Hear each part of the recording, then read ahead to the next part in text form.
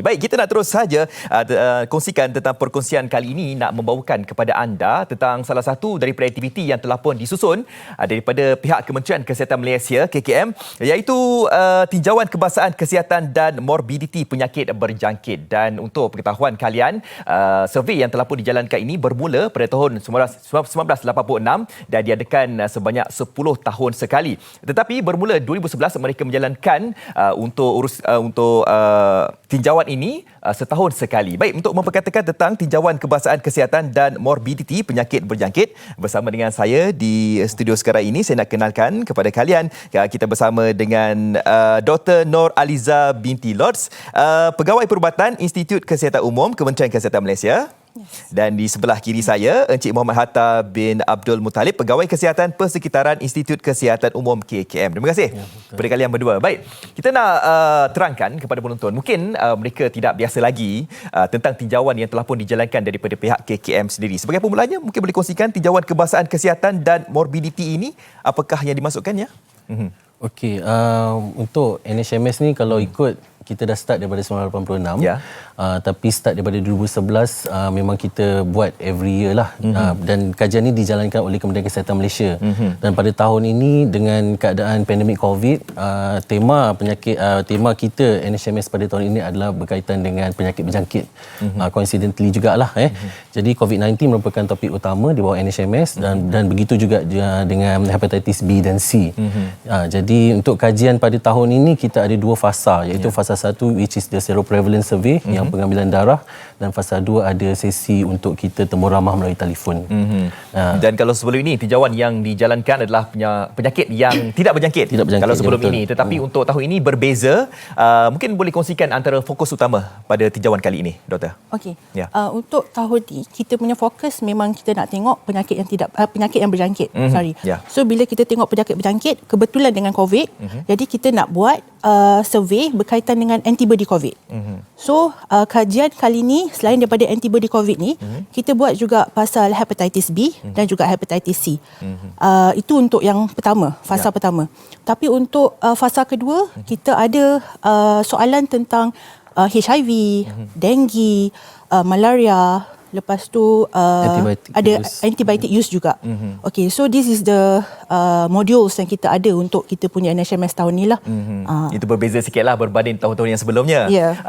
Dan sudah pastinya mungkin mereka rasakan adakah mereka ini menjadi salah seorang daripada responden, kan? Jadi nak tahu juga untuk edisi kali ini berapa ramai yang dipilih untuk menyertainya. Okey, kalau mengikut kita punya persampilan kita pada tahun inilah, kita akan pergi kepada 100 enumeration block ataupun locality. Daripada 100 locality ini kita jangkakan ada dalam 2,000 tempat kediaman yang akan dilawati lah. Jadi daripada 2,000 tu kita jangkakan dalam 5,000 ke 8,000 responden lah pada tahun ini. Jadi memang kalau ikut biasa-biasanya NHMS kita buat di rumah. Tapi tahun ni kita ada approach yang berbeza sikit sebab dengan keadaan COVID, kita buat pengumpulan data kita di klinik-klinik kesihatan yang berdekatan dengan lokaliti kawasan survey. Ataupun di tempat pengumpulan data kita lah yang kita akan set upkan lah supaya responden boleh hadir sana. Ya, dah difahamkan tinjauan ini telah pun dimulakan bulan yang lepas, Ogos. Nak tahu juga bagaimanakah pelaksanaannya, sebab mungkin mereka ni dah bersedia, kan? Nak tahu juga dari segi pemakaian KKM bagaimana, kan? Takutlah orang lain pula datang, kan, nak survey dan tinjauan ni. Silakan, Doktor. Okey.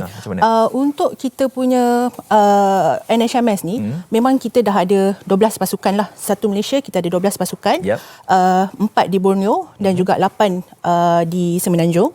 Lepas tu semua ahli pasukan kita akan diberikan tag. Kita tunjuk akan diberikan tag seperti ini. Tagnya kita boleh perhatikan kat sini. Kita kena tahu juga tag yang originalnya. Ini adalah tag dia. Okey, untuk semua ahli pasukan kita. Jadi bila dia datang tu memang diorang kena pakai, dan kena tunjuk. Jadi kalau responden nak tahu betul ke tak, legit ke tak, diorang boleh tengok tag ni. Lepas tu diorang juga boleh pergi ke kita punya website iku.moh.gov.my.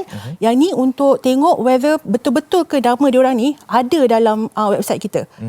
Jadi benda-benda ni yang macam untuk kita bagi tahulah that is legit from us. Lepas tu adalah pasukan kita punya pakaian juga.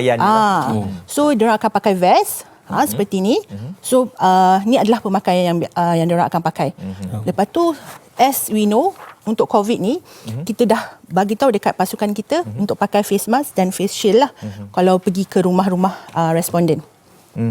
Okey, dan kita tahu juga andai kata pihak KKM telah pun datang untuk melakukan tinjauan. Jadi data itu digunakan sebagai apa? Mungkin boleh kongsikan Cik Atta. Okey, so data-data yang kita kumpulkan ini sebenarnya kita akan gunakan untuk kita punya policy maker kita lah, supaya data ni kita dapat daripada tuan-tuan dan puan-puan, dan juga kita akan gunakan balik untuk improvekan taraf kesihatan tuan-tuan dan puan-puan di sana lah.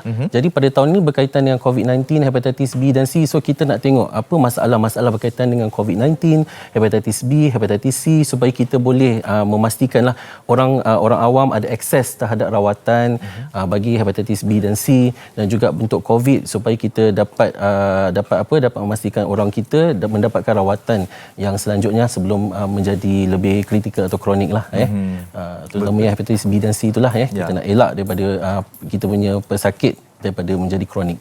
Kita tahu bahawa kalau anda kata penyakit itu berlakunya awal, kita dapat kesankan, insya-Allah pencegahan tu akan kita lakukan. Kata-kata terakhir mungkin Dr. Alice nak kongsikan kepada penonton. Okey, kita actually memang sangat berharaplah responden-responden yang dipilih ni, sebab yang ni adalah kajian secara rawak. Jadi responden dipilih daripada Jabatan Perangkaan. Jadi kita harap siapa-siapa yang dipilih ni memang akan datanglah ke survey kita. Walaupun untuk tahun ni agak sedikit susah sebab kena datang ke tempat pengumpulan data. Not like previous years yang buat dekat rumah kan.